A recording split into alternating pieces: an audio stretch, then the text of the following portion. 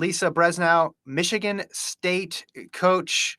Lisa, thank you, first of all, for joining me. How has the last few days been getting back into regular life after what I'm sure was a very hectic weekend? Yeah, you're welcome. Thanks for having me. It was an exciting weekend. It actually didn't feel too hectic. I mean, there's a lot of travel going on between getting from indoor NCAAs to the cross country course and meeting up with the rest of our team. But even though we had some early flights, it went smoothly. And now back to campus, just trying to get some recovery before we head into the outdoor season. From last place at 1K all the way to the podium, your team's been brought up a lot from other coaches of the model of how to run this course. How'd you guys do it?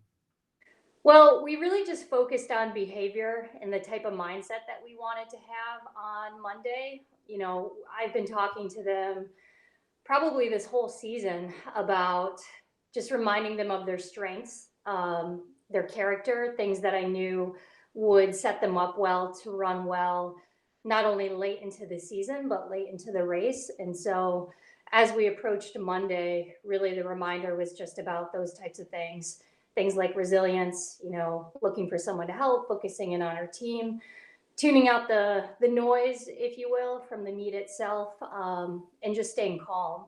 And so it wasn't necessarily the outright plan. You know, I didn't say, hey, let's start in 31st or stay up, but the message was, hey, calm is going to rule the day here, and let's stay in character. I actually I was not at the K, and I did not have my phone with me, so I didn't know how fast they were running.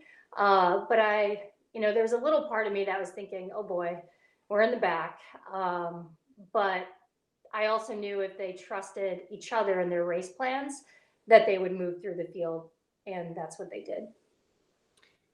It's one thing to have a strategy like that, and it's another to see it play out. Like you mentioned, you weren't there at the K. So when did you first kind of get an idea of the team score, and was it difficult to stay calm when you thought, okay, they're farther back, but I also like to see how they're moving through this field? Sure. So that's the type of team that we are and how we like to run. We like to stay really patient and execute later into the race. So just staying as calm as possible, not only the first 4,000 meters, but even those last 2,000 meters, not letting your emotions get the better of you, especially on this course, in particular on those hills. So I didn't see any live updates. I didn't know how we did until the very end, and we were waiting at the scoreboard. So I saw them right before 1K, and then I saw them again before 3K, and then at 5K. And when I saw where we were individually and as a team, just in the moment at 3,000 meters, I thought, okay, if they execute, we're going to have a really good day, a really great day. Did you expect the final kilometer to be as momentous as it was for the entire field? You had some teams lose hundreds, individual runners lose hundreds of places just in that final K. You guys obviously were a net plus. A couple, I think one of your women moved back, but everybody else moved up. When you were scouting the course, did you expect the 1K to be so decisive, the final K to be so decisive? I think I didn't focus a lot on what other teams would do, but instead just on what we wanted to do. And even with my own mindset, I kept it like that.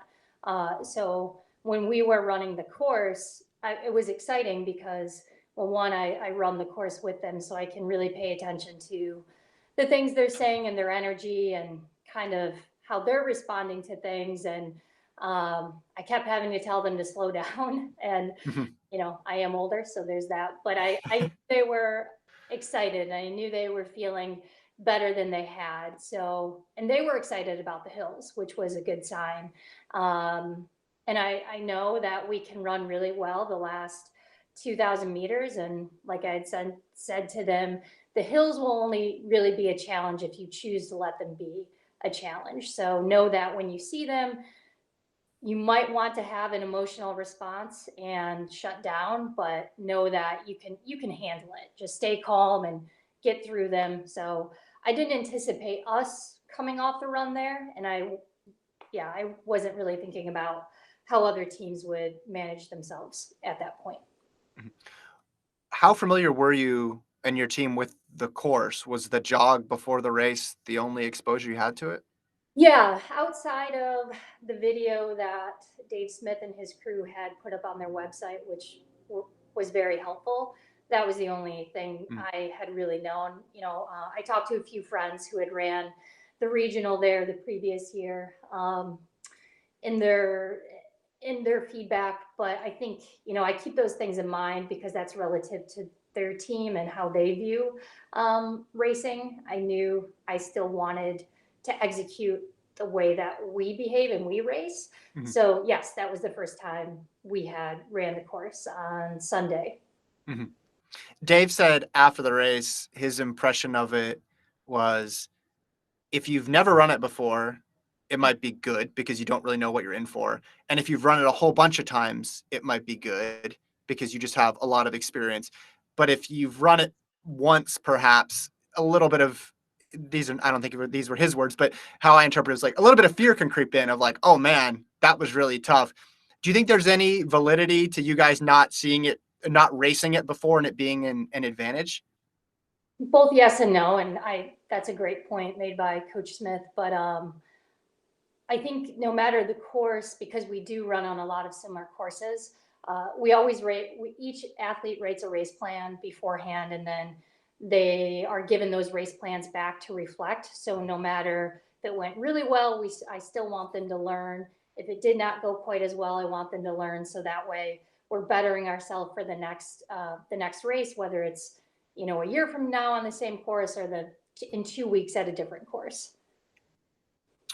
Did you guys do anything specific to prep for the challenge? Like anything in the training that you adapted that you would have been different, say nationals were in Terre Haute or in Madison? So no, we really didn't have a chance for that because we were one of the teams that focused on both track and this unique cross country season at the same Mhm. time. So that's where I just really went back to the behavioral things, and no matter what, that's the message in our program is about the process. So there was a little bit after we ran the course internally where I was thinking, man, it would have been nice to get on some hills or do something a little bit different within our season. But then I just had to remind myself, I mean, we run on hills pretty much all summer and fall long. And so they know how to run well on a hill. And the training we were doing to run well on the track corresponds to recovering after a longer grind. So I reminded myself and them of that, just to calm any nerves that there may have been about not having been on any hills since the fall.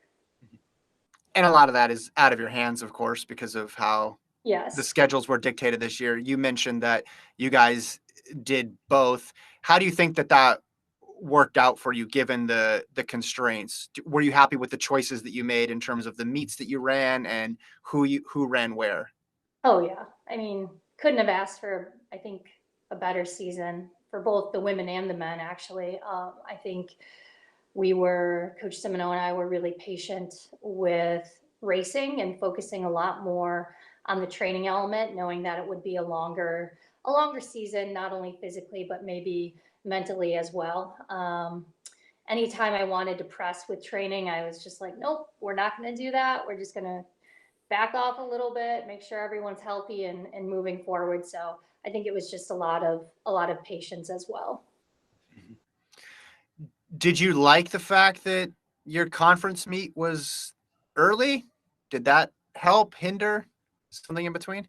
I mean, I liked it. I think it went. I mean, but it went well for us, and it sort of set up naturally with the sequence of our indoor racing, and it allowed us to compete really well at our indoor Big Ten championships as well. I think it would have been challenging to race the indoor Big Ten and then to have to race right away the Mhm. Big Ten cross country meet and then the national meet. At least for us. I mean, I know I may have set things up differently, but it still would have been quite the grind at the end. Jenna Magnus was 7th in the 5,000 in Fayetteville. Was your approach to indoors, hey, if someone gets into the national meet, we're going to run them because it's a national championship, and if not, that's fine. We're going to continue on to cross country. How did you decide whether or not people would do both? Yeah, I mean, I really just left it up to them. Lindsey Graham also qualified Oh, my mistake. indoors in the 5K, and we declared both of them. And I just felt like I would leave it up to both of the women to decide. And Jenna really wanted to do both, and I respected that. It's really hard to qualify to a national meet and to run that fast. And same for Lindsey Graham.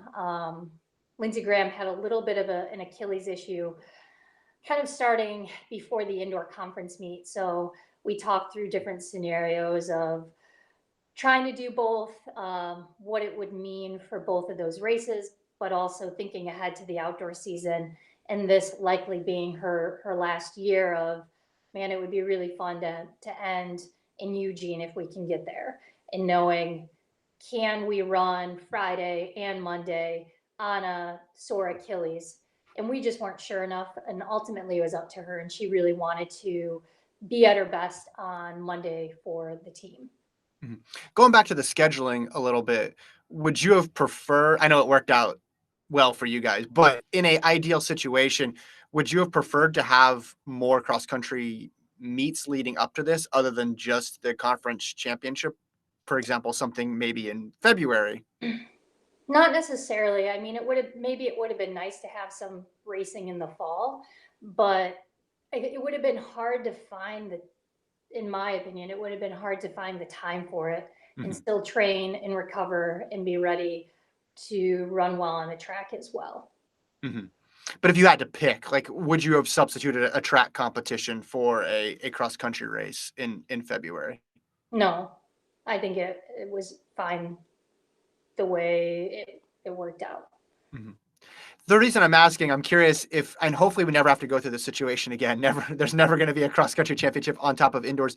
But I'm wondering from the coaching perspective, is there something that you get out of this year that you could apply to other seasons when the championships aren't on top of each other? Was there something that you've learned because we were forced into this situation where the options were few and far between? Right. I'm sure once I process everything, there will be a lot that I've learned. I think just staying really patient, and that's important no matter the season and how things plan out.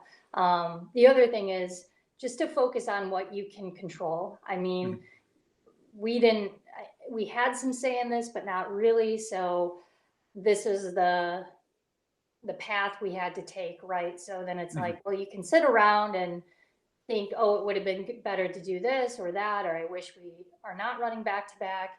And instead, just embrace it and move forward to the best of your ability. So I think that's probably the greatest lesson, but that's already something we focus on anyhow. Mhm. Going back to the race itself, it was interesting, and you can't get everything from just looking at the live results. But when you go back and look at your team, like you mentioned, they had this similar race plan. Everybody was moving up, moving up, moving up, but they weren't packed together as one. At least when you look at it on the results, there was never this big mass of Michigan State runners, but they all were in essence moving sort of on a string. Um, was that planned? Was that by design, or was that just the nature of having so many people in a field that you can't get everybody next to each other?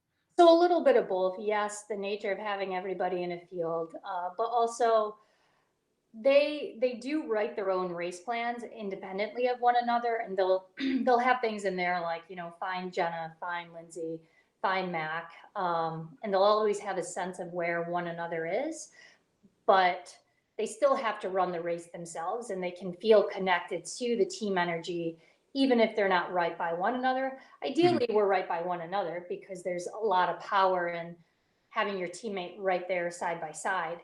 But on this day, it just didn't pan out that way. Mhm.